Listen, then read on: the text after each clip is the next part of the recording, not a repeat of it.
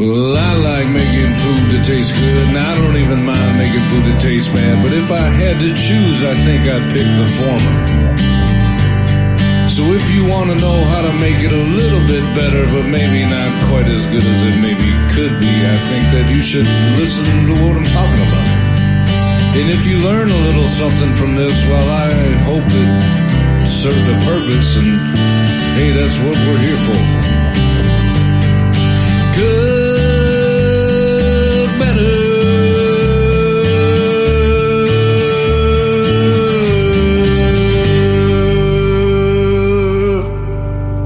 Nailed it. Woo! Hello, and welcome to the Cook Better podcast.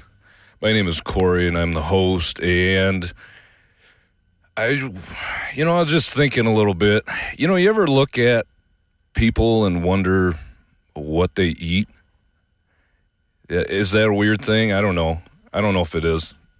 I think it a lot, probably more than I should, and not in a judgmental way, but I mean, anybody that you don't live with, for me, I just wonder, what do you make for dinner every night? I don't know. We all cook and eat, 3 meals a day, and I just wonder what people make for dinner. So I don't know. Do they cook healthy? Do they get McDonald's every night? Do you have pizza? Do you all these things are things that I wonder about when I look, and that's why I like having conversations about cooking with people, because I can, hopefully learn something that they do, and that's why I enjoy, like I just said, conversations with people, but talking with family and friends. And what do you make? Do you make a lot of stuff using the crock pot? Do you use your grill? Do you use your smoker? Do you use the microwave or the oven for the bulk of your meals? I just think about the stuff that I cook, and I would love to, and I've done it in the past, and I think I threw the notepad away because I had quit doing it, and I need to do it again. Maybe it's something I'm going to start up again here shortly. And that is that I used to write down just my dinners, what I made for dinner, or what I had for dinner, to be more accurate, on every day of the week. And usually it was the next day that I'd write it down, and then I'd forget sometimes, but I started to notice a little bit of a pattern in what I was making or what I was cooking. And one of the patterns that I noticed was I eat way too many quesadillas, number one. That's not usually for dinner. That would be more as a late-night snack. If you want to add a few pounds in bulk up in the wrong ways, I recommend doing that shortly before bed. So that's your choice. But you start to notice patterns or just common things. Okay, we have spaghetti quite often, or maybe even, I'm trying to think of what the other things were that eat tacos quite a bit. Pizza. Pizza isn't something that I normally make. It's typically something that I would buy, But you start to see patterns, and then you can go, oh, well, this for myself anyway, this is why maybe I'm not losing the weight that I was hoping to. The one good meal a week doesn't offset the rest of the week. So maybe I got to make some changes, but it just really puts a visual on our habits, right? At least it did for me. And that's, they make the calorie counting apps and enter your food and get real precise and do that. And if you can do that, great. I don't have the patience for that. I am writing it down with a pen on a piece of paper is the fastest way. I even tried doing it by adding or just typing it out on my phone, and I have figured out that takes way too long using my two thumbs, and so I fell out of the habit of doing that after about 3 days because I thought this is just takes way too long. I got to write it with pen and paper. So there's all, whatever way might work for you, but I challenge you maybe to try it. And I think it's fun to do. I got to do it again. Like I said, I fell out of the habit, but I think it'd be fun to compare notes with a friend or a family or member or something, so you could kind of see, oh, you guys have salad quite a bit, or whatever it might be. Chicken and rice. I have a version now. Lately, wasn't a year ago when I did this, but lately, chicken and rice would be pretty heavy on the dinner menu. Anything with chicken is actually heavier lately for me than the other types of protein. You can also compare then too, if you're not planning ahead too well or whatever, but you can compare maybe how many times a week you have some type of a vegetarian dish. And that doesn't necessarily have to be tofu. It could be a salad with just no meat. It could be even spaghetti on its own is the pasta sauce and the noodles. That's vegetarian. Ramen could be, there's a lot of food I've come to realize that even though it might not, for whatever reason for me, I didn't traditionally think of as being a vegetarian meal, but it is, and I'm not missing something. I do like, if I have spaghetti or whatever I do like having meat in the sauce. We just had it last Sunday, and it had, burger and sausage in it, and at my parents' house for lunch after church. And I said to my mom, she was making it, and I said, man, I haven't put meat in my sauce in probably about a year, and I'd forget that I used to, we'd have it like that, and then we had it, and it was so good because it's just not, it was one of those things where it just saves $4 or $5 to not add meat in the sauce. And so we just kind of quit adding meat just because, and I didn't miss it. At least I didn't think I missed it until I had it Sunday and it had meat. And oh man, that's even better. But so you could, I say that, so you can have vegetarian meals without even trying really sometimes on accident. Oh, yeah, that's vegetarian. Or just doesn't have meat, which is vegetarian, I guess. So, yeah, there's just those kind of things. Because I for a while, I was also aiming to do, like, at least one vegetarian meal a week for dinner. Just because I wanted to, I don't know, just kind of cut back on it. It was mainly a cost thing because that a protein adds quite a bit, at least a meat adds quite a bit of cost to a dish. So if you can cut out, in spaghetti, that turns a spaghetti into a dollar per person maybe for a meal, as opposed to, whatever it might be when you throw the meat in there. It more than doubles the cost for something like spaghetti. And then same with the salad. Salads are great if you have a grilled chicken on it. With it, but without it, it's half the price. So that's a real way to cost save too. And also just because, get a break from some meat once a week or whatever. But so keeping track of that was a good way for me to keep tabs on, how well I was doing and notice patterns and notice that. And I would write down the date, too. So you could see that, Fridays tends to be the day when we have whatever, Wednesday night seems to be pizza night for whatever reason. And I almost don't make tacos on Tuesday just because I'm weird and the whole Taco Tuesday thing is annoying to me. I think there's a lot of things that are little cutesy things like that bother me. Not like I lose sleep over it, but it's just kind of, nobody cares. Nobody's going to know what I'm making for dinner on Tuesday, but I'd rather make tacos on Monday night just to say that I don't make them on Taco Tuesday. That's just my being stupid. But, you can notice patterns and you can see why that might be.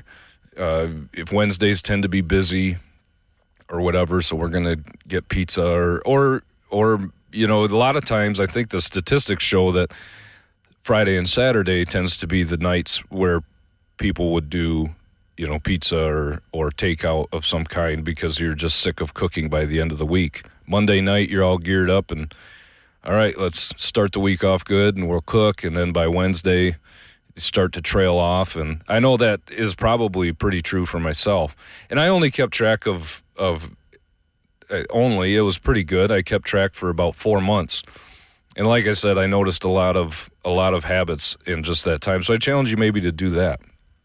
But yeah, so try it out. Let me know how it goes if you do it. I think it's a great exercise, and why not? I mean, it doesn't take long. You just quick jot down. You don't have to get detailed recipes, just chicken and rice, simple, steak, hamburgers, whatever. So, yeah, give it a try. Let me know how it works out for you. Or if it's something you've done and really noticed some things and maybe made some changes. Like, all right, I got to figure out, we have pizza every single Friday night, and I'm trying to lose a little bit of weight here. Maybe I need to prepare ahead of time, and we're not doing pizza every Friday night. We're going to do, something a little better for us or whatever. Just paying attention to what we put in our bodies makes a big difference. And when you see it all written down and you start doing a percentage, you can make a little pie chart. You can really go crazy and get complicated on it. Whole Excel spreadsheet if you wanted to. But like I said, I think my pie chart would be quesadilla heavy, apparently. And I wouldn't have necessarily thought that off the top of my head. But seeing it written down made it very obvious. And sometimes you do that kind of stuff, even with the calorie count apps. You almost want to lie to yourself. I think you just, crap, I ate something I shouldn't have, and I don't want to put it in the app because then it's going to make my numbers go the wrong way. Yeah. So, but if you're honest, what's the point of doing it if you're not going to be honest? It's not, there's no benefit to it doing that. Anyway, I just thought about that, and I think that's something, I don't know, I think what other people eat, I think it'd be fun to compare with my friends, see what do you have for dinner. It's always interesting, and I don't judge anybody. I'm more curious. Maybe a lot of you do this too if you're in the supermarket, grocery store. I always pay attention to what the people in the cart ahead of me put on the belt or whatever. And so, and when I, in all honesty, when I load up the belt to check out, I'll put my fruits and vegetables and lettuce and herbs and everything at the back. Put all the junk food, scan the junk food first, get it in the bag. If somebody sees, they'll see my big pile of healthy stuff there. I don't know. Maybe I'm the only one who does that, but I doubt it. But, it's always interesting to see what somebody's got going. Maybe I'm too nosy, but and that's not, like I said, it's not in a judgmental way. It's just look at what are they making for dinner? Oh, I can tell that they're going to have some, they're having shrimp for dinner, and I see, or they get, everything set up to make sometimes the cashier at the grocery store too will give you, oh, you're making whatever. I can't even have an example pop in my head right now, but I've had that a few times, usually when you're only buying a couple ingredients. But, yeah, it's just fun to see and compare notes. And I like to compare because then I get other ideas. That's kind of, like I said, that's the whole reason I wanted to do this podcast, is just to get ideas and different thoughts on making meals. But today, I don't know. Yesterday night, I'm going to just go into that because why not? I made chicken fajitas. And maybe I'll start kind of going through like the last few days of what I made, just to maybe throw some ideas out there for what somebody, in case you want some ideas on what to make for dinner, and maybe what I had sounds good. Yeah, maybe it doesn't, but no big deal to me either way. But I think that,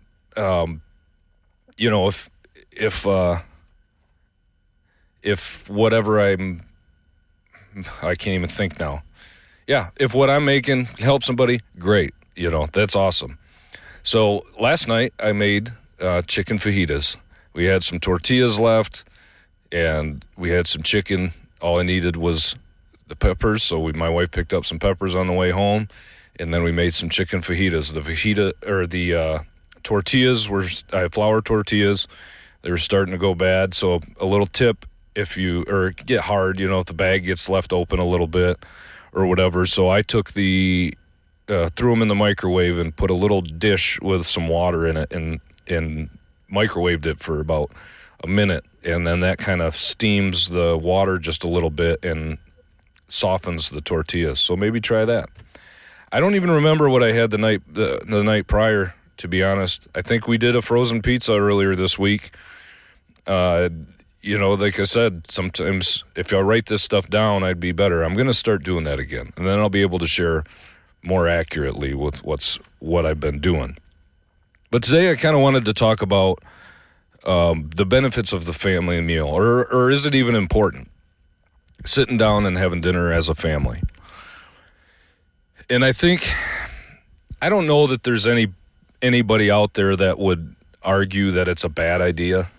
I don't know that none of this is going to be controversial in any way. If anything, it might just be a push to maybe make more of an effort. And I'm talking to myself here too.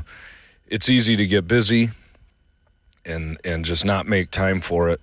But I think that it's a important thing that kind of got lost, and isn't all the bad things from 2020, 2021. That's one thing that the statistics are showing that changed in a positive way, is that, of course, everybody's was at home more. People were working from home. You couldn't go out for a lot of places, and so you didn't have a choice. There weren't the sporting events. There wasn't the concerts for a little while. There wasn't all these things that we fill our time with. And so families were eating together more often at the table. Now, eating together at the table is different than just eating together, right? Because a lot of people just eat together in the living room watching TV. That's not the same thing. And so eating together at the table is what I wanted to talk about. And as a parent, now these kind of things are an easy thing to prioritize, I guess. And I say that as somebody, my kids don't have sports every night like a lot of families do. And we have made it a point to sit down and eat dinner. That's something that thankfully I grew up with and my wife grew up with. So we've prioritized it, and it hasn't been, something that was really ever even a question. So if it's not something that you grew up doing, or if for whatever reason your mom or your dad had worked second shift, then that makes it very difficult. And I don't have an answer to that type of a situation. That's something that maybe then you have breakfast together before school, or before somebody heads off to work or whatever. It doesn't have to be dinner. Maybe it's lunch or whatever. And there are going to be people with those kind of circumstances that then you just need to do whatever you can to make it a point. I think the biggest part of it is that you're together as a family, eating without distraction, without devices of any kind, and having conversation and sitting down for a meal. And this would be, I would say, my wife and I were married for 7 years, I believe. Yes, 7 years before we had kids. So I think it's important too to eat together as a couple, or even if you don't have kids, because it's so easy to be distracted right now and to just be busy. And my wife is, in all honesty, my wife's better at this than me. I'm usually the one I definitely am the one who does most of the cooking, but if I'm working outside on something, I get home from work, and then I've got to do, perfect example, I'm putting a retaining wall in at my house right now. And I get busy on a project, and I don't want to stop to eat. I just want to keep working, get it done, burning daylight, it's going to be dark soon. Still got to get all this other thing done. And so I don't want to take a break to eat dinner. And but my wife's very good at that, at telling me, hey, dinner's ready. Let's come in and eat. And all right, I'll come in. And really, the reality is it doesn't take that long. It takes, we all know how frustrating it can be when you spend an hour and a half making a meal for it to be eaten in 10, 15 minutes. And then everybody's, okay, I'm done, and get down and walk away from the table. So it's not like it's a big time commitment here. I'm really not losing out on a big chunk of my night by stopping and having dinner, but it's something that I catch myself doing. It's easy to slip and just say, no, I got to get this done. I can't take a break. We'd find other reasons to take breaks, and if I'm gonna be honest with myself, I'll take a break if the neighbor comes over and wants to talk for 10 minutes, because I like talking to the neighbor. So if he comes over and just wants to talk about something random, I'll stand there and talk with him for 10 minutes, but I don't want to take a break and have dinner with my family, and I do want to do that, but you know what I'm saying. It's easy to give other people our attention and not think anything of it, but sometimes we put those that we should be caring about more on the back burner, or they're not as high on the priority list. Whether we consciously, and it's not something that I'm thinking, I don't want to eat with my family, I want to talk to the neighbor.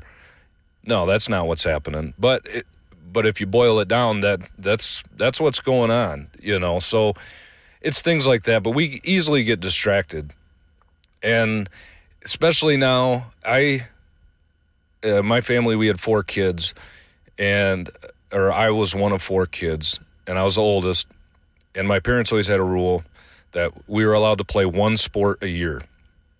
And now with my 2 kids, I fully understand why they said one sport a year. Although when you have 4 kids, one sport a year still adds up to a lot of time. But even back then, it wasn't quite the time commitment it is now. Kids at the age of 8 years old, that's probably late, are doing travel sports all summer long. Even, you might get a 2-week break, but then and then if you're in a bigger high school and you want to be on the football team, then that means all summer long you're going to camps, you're playing flag football. If you're same with basketball, it's just a much bigger time commitment than it ever was. Then there's a lot of things involved. So family dinner is a big part of it. The other part that bothers me too, almost even more, or at least equally, is that now it's 7 days a week. You used to always get Sundays at least to go to church or to take a break, and now it's Sunday is an extra Saturday for most people. Mom and Dad don't have to work Sunday in a lot of cases. Some people do, obviously. But if Mom and Dad don't have to work, perfect. We can have the kids play more sports and fill their time there. In the percentage of kids that are going to be professional athletes, and even if you were going to be a professional athlete, I don't know that that's the right thing to do for me. I don't, or for anybody else for that matter, but I get it, kind of. It's fun. But what are we prioritizing? What am I prioritizing when I say, yeah, sports is more important than going to church and then sitting down and having a meal with the family? When are we going to have our time together where we can catch up and talk? Now, what I will say that is I'm learning as my kids are getting older, the time spent in a vehicle driving around is fun time and a time that you're together.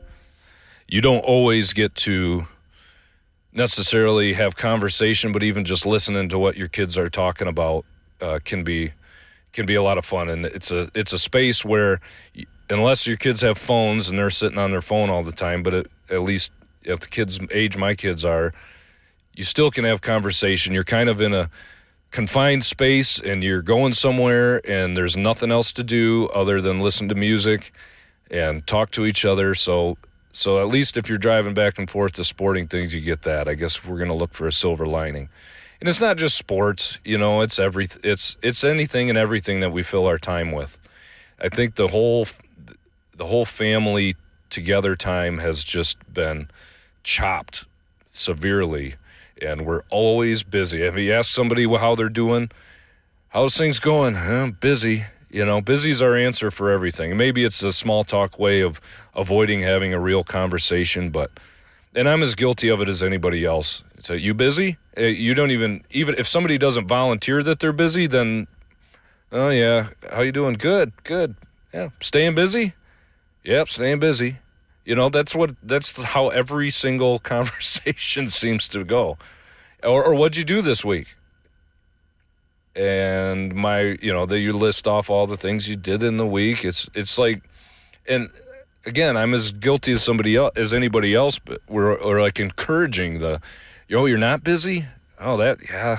Well, hopefully things pick up for you, if we're talking about work. Work's different than just personal life, but still, it's almost like if you're not constantly moving, then something's wrong. But whatever. I'm not get off my soapbox a little bit, but I wanted to talk about just family time spent having dinner at the table. And the reason is because I've been reading up on it and everything, and there's a lot of crazy statistics involved with having a meal together as a family and what that does, what that does for kids especially. There's benefit for adults too. If, again, we're busy and we're doing stuff constantly, it affects a relationship, a marriage relationship. If we're never sitting down and when do you sit down and have time that you talk with your spouse? And you have dinner time, you have before you go to bed, but if we're constantly moving and running one kid to one sport and the other person's got to get the other kid over to this thing, and we've got friends friend's house, they've got to go run around, and I've got to work in the backyard, and we got to get the laundry done, and we got to clean the house, and all the other things, you find yourself as a parent not spending time with your spouse like you like, or even having conversation. You talk while you're preparing dinner or whatever, but having that extra time where you're just sitting down, you got nothing to do but shovel food in your face and look across the table at the other person, kids, parents, whatever. So you gotta have to talk. You got to people feel awkward. Nobody likes silence. Well, maybe there's some introverted people that don't mind silence. I'm sure that there are people out there, but if you say if you think somebody's lying to you and they're telling you something, you just kind of look at them. You don't talk. You don't respond like, I don't think you're telling me the truth. Are you really telling me the truth? No, you just stand there and they'll go, the silence will make them like keep talking. And, it's, so people don't like silence. So that's what's the beauty of sitting at dinner. Now, if food's really good, you might all have a mouthful of food, but you're gonna have some type of conversation. So one of the ways you can encourage this, if your kids, when you have young kids, it's like mom, dad say, we're sitting down, mom or dad, whatever, both, we're sitting down, we're having dinner. Turn the TV off, get over here and sit down. Okay. If the kids are at an age where maybe they have some extra freedom, whatever, I don't know. I didn't grow up in a time where if for me, if my parents said something, I didn't always listen, but then I got in trouble for it. There was discipline involved, but it wasn't like I had the option of, Corey, will you please come sit at the table and have dinner with us? And no, I'm not going to do it. I'm going to sit over here in my room. That wasn't an option. So for me, it's like, no, you're eating dinner. But if you want to, even if at that, you don't want to be if you're having trouble with getting the kids to want to have dinner, I want to play outside, I want to play with my friends, I want to play video games, I want to watch TV, whatever, then I would suggest, getting your kids involved in the preparation of the food.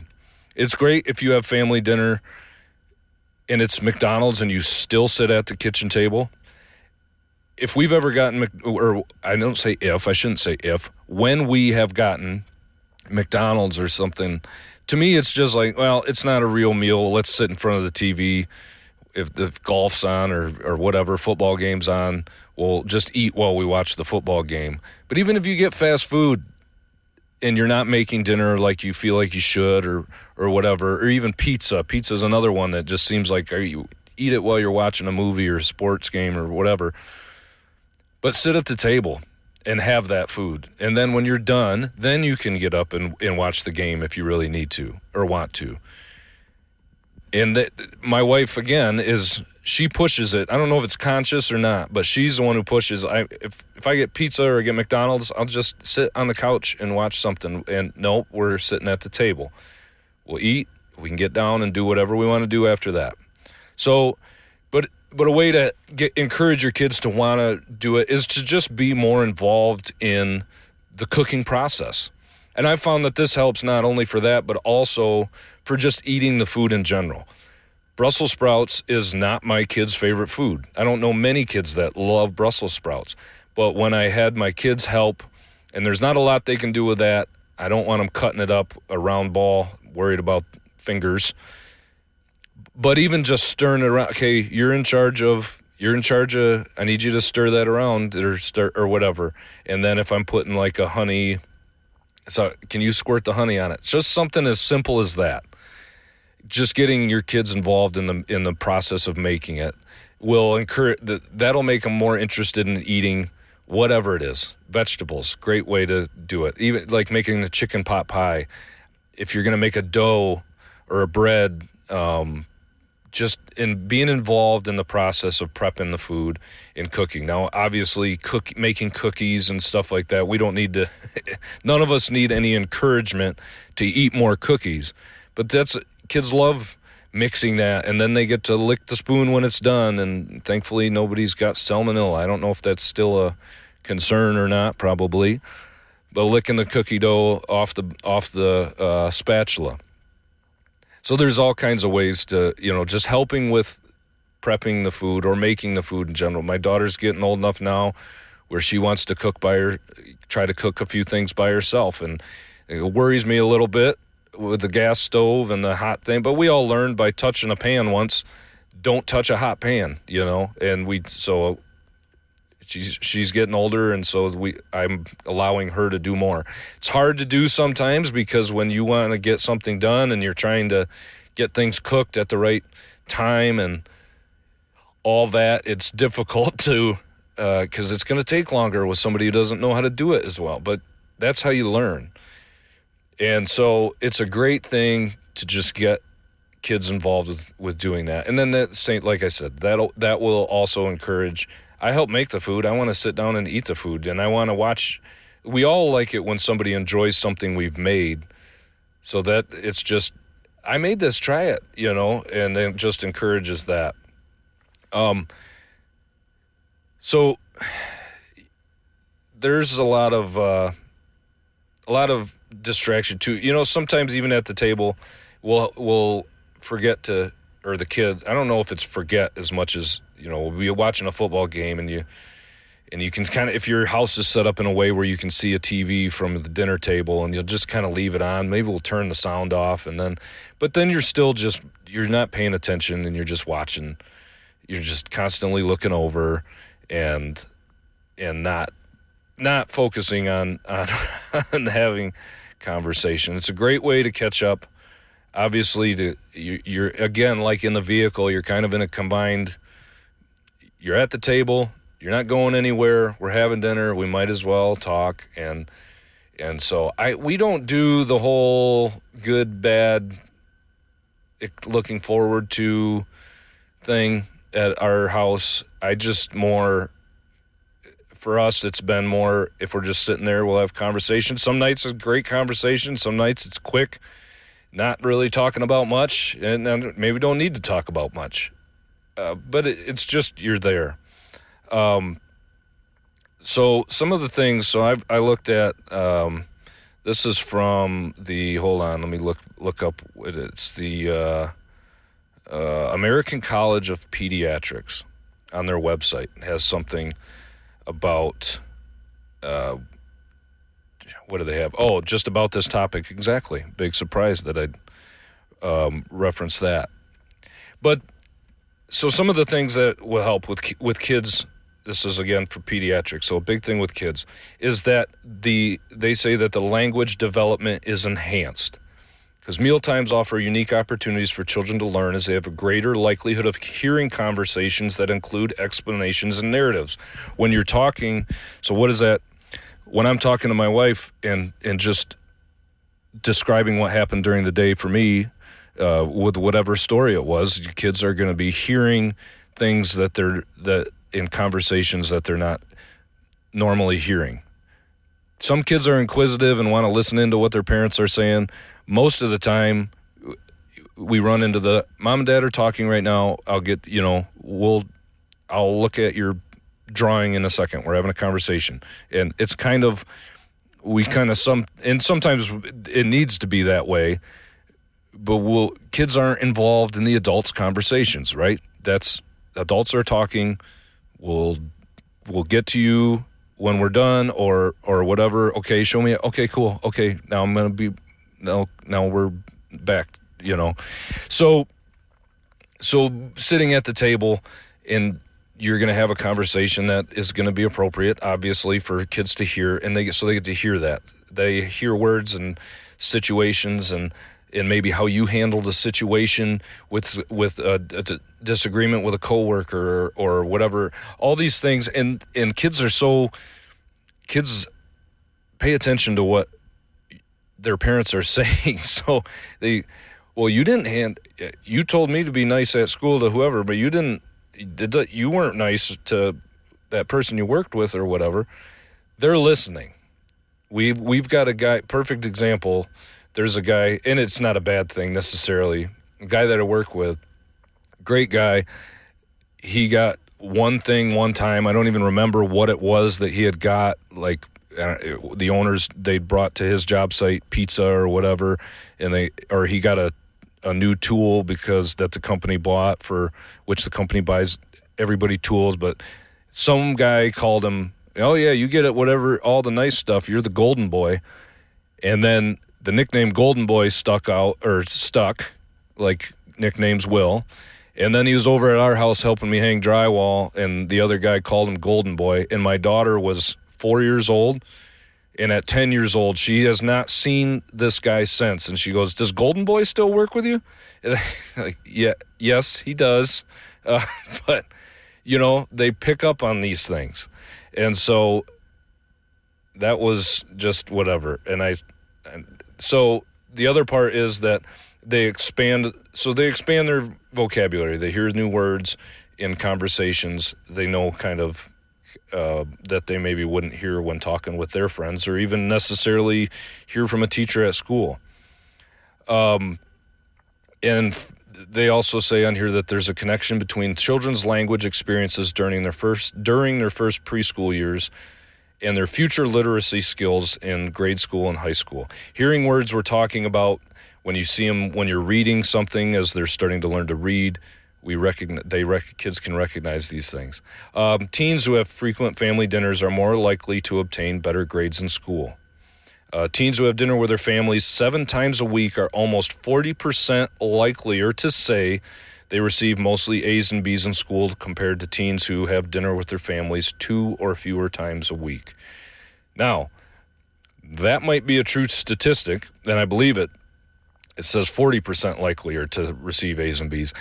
My family growing up had dinner together all the time. I was a C student.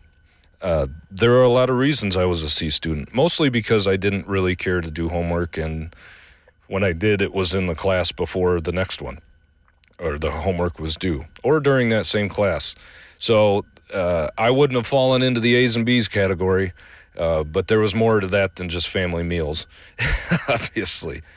But teens having frequent family dinners are more likely to report having excellent relationships with their family. Again, as a student or as a teenager, if my parents didn't have us sit down and have family dinner, I probably wouldn't have really talked to my parents a whole lot because we had to come in for dinner from playing basketball in the road or skateboarding or playing roller hockey or BMX bikes or digging holes in the dirt and whatever. And then as soon as we come in and eat dinner, and then as soon as that's done, I'm back outside playing with friends. And so if we didn't sit down for dinner, I don't know that I would have seen my parents until I said goodnight. So yeah, sitting down and have dinner, you're gonna have a relationship with your family. Same with my younger brothers and sisters. As four, the next brother to me, Nate, who was on the podcast, him and I kind of were good buddies, and then my sister and my youngest brother were kind of friends. But I never really would have had I didn't really have much of a relationship with them other than they played together, my brother and I played together, and then we sat down at the table together. So obviously that's going to create a closer bond if we have to sit down and have dinner. 1.5 more times likely to have an excellent relationship with their mother. I don't know why that is. This is just what the teenagers were saying. Yeah, I have an excellent relationship, and that's how they figure stats or whatever. But this one I thought was really interesting because 1.5 more times likely have an excellent relationship with their mother if you have family mealtime or family dinner together. Twice as likely to have an excellent relationship with their father. So, and maybe that's for the exact reasons that I'm, like I was saying, I'm outside doing stuff and I try to make sure I spend time hitting golf balls with, out there or playing catch or doing whatever. But we always feel like we have to get something done and we don't have time to stop and play catch or golf or sit down and play the video game with the kids or draw or read or whatever as a dad. And I'm not trying to stereotype or anything, but I feel like I've got to do something. Like I said, I'm more of acts of service is kind of my love language. If you've ever looked at any of those things, I think it is anyway. I like to do stuff for people. I don't not necessarily buy stuff for people, but that's how I show that, I built this house. I'm putting this nice landscaping. I don't know, kids don't care about landscaping, right? That's kind of for us. But anyway, that's what it's just twice as likely to say they have an excellent relationship with their father and twice as likely to say they have an excellent relationship with their siblings. So altogether, just sitting down for dinner, this is what, people notice. It's just the family relationship is much stronger just by sitting down and having dinner together. Teens surveyed state that they like family meal times. 71% of teenagers in one survey said they considered talking or catching up and spending time with family members as the best part of family dinners, which is crazy because a lot of times with teenagers, it seems like they don't want to talk about a lot. They just want to sit there. Parents and adolescents agree that sharing meals has a positive influence on the family, and more family talk occurs during mealtime than during any other activity, including playing with toys and reading. Obviously, there's no distraction. You're eating. You're all sitting in close proximity. You're doing something. My son and I, it's something with boys, and even my daughter too, because she likes it. But it's a weird thing with boys, and that like playing video games is a bonding time. And I've heard this from many people that boys in particular, boys, we bond by doing things side by side, playing golf, going fishing, playing video games, doing an activity. And women tend to bond more by face-to-face conversation. And so it's just the differences. I'm not sure where I was going with that, but when I'm playing catch with my son, playing with a football, I'm not a star athlete, neither. He's got a good arm, but we're only standing 20, 30 feet apart, but it's hard to kind of have a conversation. But I do intentionally talk to him while we're playing something. You're just throwing the football back and forth. What'd you do at school today? If I were to sit down with my son face to face and say, so what'd you do at school today? He goes, well, no, nothing. But if we're throwing a football back and forth, so what'd you do at recess? Oh, Cam and I played football. We did, and it just opens up that activity. Now, sitting at dinner, too, and that's because there's nothing. Your hands are busy throwing a football back and forth, or hitting a golf ball, or doing whatever, or playing a video game, and that requires a little more attention than just playing catch. But these side by side things, you have this conversation, and because your brain almost goes in autopilot when you're doing something like that. Same with sitting at the table, I guess. I don't know. I don't know if that correlates, but you're just sitting there, you're eating, and you can have a conversation, and you're kind of doing something with your hands. You're somewhat distracted, so it's not like, I don't know. I don't really know where I was going with that, but family meals benefit all children, including those with disabilities, by helping them improve social skills. I assume they're talking about more like autistic or maybe some mental disabilities. Just gets more of a social aspect. Again, we're sitting together. Nutrition and increased nutrition and decreased obesity. Again, this is from the pediatric. Oh, great! I forgot what it was. Somebody smarter than me. Children ages 9 to 14 who have more regular dinners with their families have a more healthy dietary patterns, including eating more fruits and vegetables, less saturated and trans fats, fewer fried foods and sodas, more vitamins and other micronutrients. Mainly because it is kind of hard to sit. It's hard to drive home from McDonald's without eating a bunch of the French fries, and then you get there and you've only got a little burger left. It's hard to sit down and eat that. But if we're cooking food, that's the whole point of this Cook Better podcast, is we want to cook better food and good food. And when you are sitting down for a meal, you're not going to sit down for a meal typically of Pop-Tarts. We're having a real dinner. We're not just grabbing something out of the cupboard and eating garbage. Typically, if you're making it, you're cooking better. So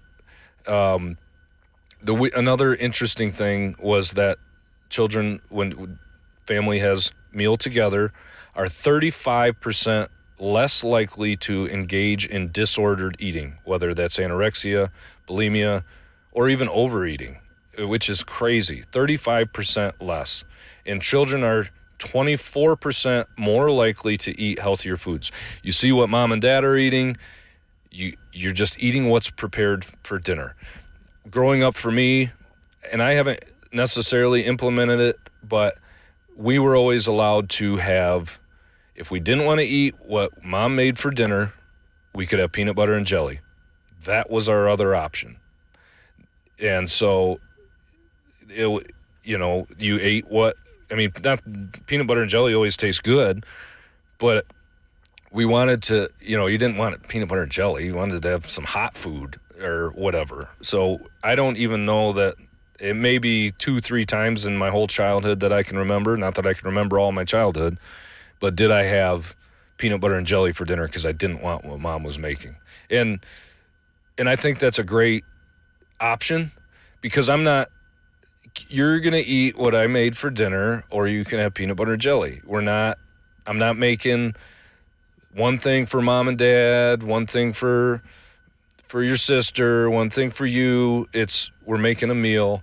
We're having it. I get you don't like onions. If you don't like onions, take them off. The only reason you even know they're there is because you can see them. So if you don't like it, take it off, and it's fine. Toddlers demonstrate less fussy eating behaviors and more nutrient-dense food during family meals. Even preschool children have improved intake of fruits and vegetables when they eat with their family. Mainly because I always say, it's really stupid and it's cheesy, but my kids are going to remember it for the rest of their lives, so I'm going to continue to do it. Whenever I eat vegetables, you want some Brussels sprouts or whatever? No, that's good for girls. Brussels sprouts are good for girls. And then what about, what about me? And I said, oh, it's good for guys too, or good for your body. And I say that every time I offer them food or whatever. And sometimes they'll take it, sometimes they won't. I mentioned before that whole no thank you bite. I like that, especially if you're trying something new. You don't have to eat a whole pile of it. Just try it. If you don't like it, no thank you. You don't have to have any more, but you need to at least try it. And so I could easily see why kids that are eating together at the family or at the table are going to do that. Preschool-age children exposed to 3 household routines of regularly eating the evening meal as a family, obtaining adequate nighttime sleep, and have limited screen viewing time had a 40% lower prevalence of obesity than those exposed to none of these routines. So part of preventing overeating or obesity is eating as a family. That's a simple one. It doesn't say eating, perfect meals every single night, but eating as a family, getting sleep, and not staring at a screen the whole night. These are things that, at least the getting sleep and not staring at a screen for 8 hours when you get home from school, that should seem obvious. Children are 12% less likely to become obese just by eating family meals. That's a big number. 12% doesn't seem like a big number, but if you took 1 million kids, that's over 100. That's 120,000, I think, if my math is right. Yeah, 120,000 kids that wouldn't be obese just because you put it into real people. You turn these numbers into real people, and it just becomes more, to me, that these smaller, what seem like smaller percentages now are, I don't know if I've even ever met 100,000 people in my life. So just something like that, and something simple. We all got to eat. That's the crazy thing about this. We all got to eat. Why not just sit down? It takes 10 minutes. And especially when you start thinking about the effects that it has on your kids and stuff, just you want to set your, I don't know any parent, even a bad parent, doesn't want to set their kid up for failure. So these are just such simple things that we can do. We just have to prioritize it. There's a lot more here. Let's see. Blah, blah, blah. More adolescents have a more positive body image who eat with a family. Why is that? I have no idea why that would be. It doesn't, maybe just because mom and dad want to spend time with me. If I don't know. I feel better about myself. My parents want me to come sit at the table and have dinner. That might be part of it. I don't know. Let's see. What else do we got? Adolescents who eat meals with their families benefit from long-term effects. These adolescents who ate meals with their families were significantly less likely to be overweight 10 years later, even if they only ate 1 to 2 meals per week together. So simple things. It's not, all right, 7 nights a week, we got to cancel every plan we have. We need to sit down and have dinner. And it, like I said, it's not necessarily even dinner. It's just eating breakfast together, maybe, if you can't do dinner. Or before you go to bed, it's probably not the same, but, we have sit down and have a snack or whatever. I think dinner's the goal here, but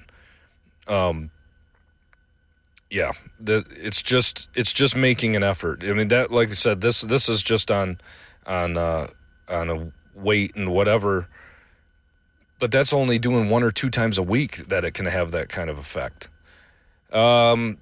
Another benefit: decreased screen time and television viewing. Teens having fewer family dinners report more TV watched during meals, less talking during dinner, and express that meals do not last long enough. So this is an obvious thing, because if you're going to sit, you got to sit somewhere if you're eating. I don't know many of us that are going to eat standing up on the deck, staring out the back door of the house or whatever. You're going to sit down in front of the TV and just mindlessly eat. And you're not paying attention either to the quantities, depending on what you're eating. If you've only got a certain amount of food in your bag or whatever, then you can only eat what you got. But if you ever sat down with like a bag of potato chips in just while you're watching football or something, and then you realize the potato chips are all gone, or the entire can of Pringles is gone because you're just watching TV and shoveling food into your mouth, and you're not paying attention to. You would never sit down at the dinner table while you talked with your family, and everybody gets their own bag of potato chips, and let's just sit here and each eat our bag of potato chips. It's so. I mean, this stuff makes sense. I mean, the distractions. Obviously, I could easily see how that would lead to overeating. Another thing that it does is that there's a decreased risk of drug, alcohol, and nicotine use with family meals. Other high-risk behaviors. Teens who had more frequent family dinners were less likely to engage in sexual activity.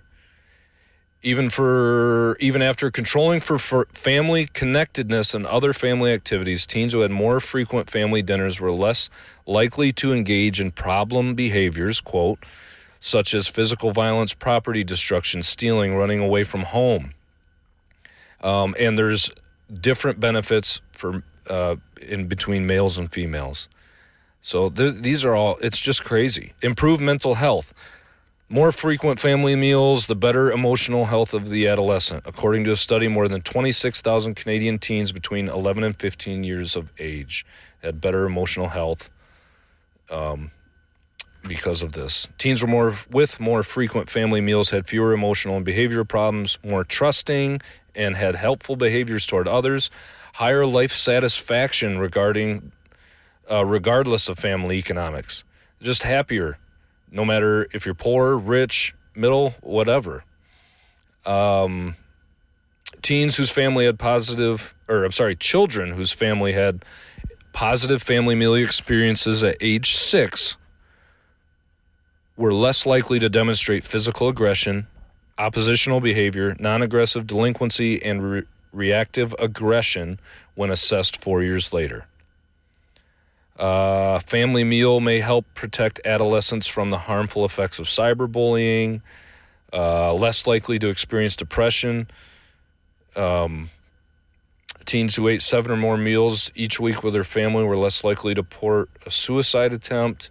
These are all just a bunch of, I don't know. It's amazing what something that we seem to, or that I've even thought, what's the big deal? We're at home. We're all, even if we're not at a sporting thing, we're at home and we're together. Why, whatever, come help me out in the backyard. Well, and some nights that happens, but it just, you really, and I would recommend you look into this, because there's a lot of statistics. This from Instacart has a whole thing on eating meals together. As of September 2022, 91% of parents surveyed noticed their family was less stressed when they saved meals together. 7 in 10 employed adults say they would feel less stressed at work if they had more time to share a meal with someone. It encourages healthier choices. 84% of adults wish they could share a meal with loved ones more often. So it's something that people are looking for. It's something that we need, whether we have paid attention to whether we do or not. Let's see what else we got here. 67% of people said that sharing a meal reminds them of the importance of connecting with other people. 54% said it reminds them to slow down and take a break. You're busy. Stop. Let's sit together. The same study for boys, a better family meal environment quality at age 6 predicted an earlier bedtime, less anxiety, and more pro-social behavior at age 12. More on the percentage of people making better choices when they're sitting down and eating. A lot on reducing stress. So yeah, just look at, dig into it yourself. I'm kind of just reading on the internet what I've found, and expanding on it slightly. But there is so many different things that you can find that would encourage, that would be an encouragement to you to eat together as a family and make it a priority. And I've been trying. I'm going to continue to try to make it, and there's other things that you can do. And this extends out too. I think one of the awesome things, and again, everybody's family situation is different, but I enjoy that my family, on Sunday afternoon, we get together and we have dinner with whoever can make it. And it's nice just to see extended family that you don't get to see, sit down and have table instead of just at whatever holiday event you have got going on. It's almost like this is an option. Come and just see your family. It's nice. So I don't know. Maybe this is something that you've done and will continue to do. But if you don't, I would encourage you to try to find a way to make it happen. It's good, especially if you've got kids. It's good for them, and there's times when I don't feel like making dinner. I don't feel like sitting down at the table. I just want to eat, do the other things I have to do. Maybe what the other things I have to do is absolutely nothing. I just want to sit on the couch and watch TV, but prioritizing it is going to. When I think of the benefits that it has for my kids, that's my encouragement, and it's obvious. If you start doing it, especially if you haven't done it, maybe it's going to be a fight in the beginning, a little bit, and it's going to be difficult for you to get into the habit as well. We're all creatures of habit, and anytime we have to change what we're used to, it's difficult. But I think the benefits are going to be obvious really quick. And it's, again, we eat anyway. Why not eat at a time when we can be together? So, yeah, let me know if any of this is making any sense to anybody. Or maybe you've got tips on what you did. Again, like I said, my kids don't play multiple sports. Right now my son's in a running club, and thankfully that's it. That's just 2 nights a week. But we don't eat dinner till he comes home. And that's, again, relatively easy. He's pretty young. It gets done from his practice by 5, and so we can still eat by 6 o'clock. It's not a problem with that. But what do you do? Maybe it's something you've prioritized, and you do have a busy life. But how do you fit that in? I'd be curious to hear your experience with everything. TheCookBetterPodcast@gmail.com. Thanks for listening, and I'll talk to you next time.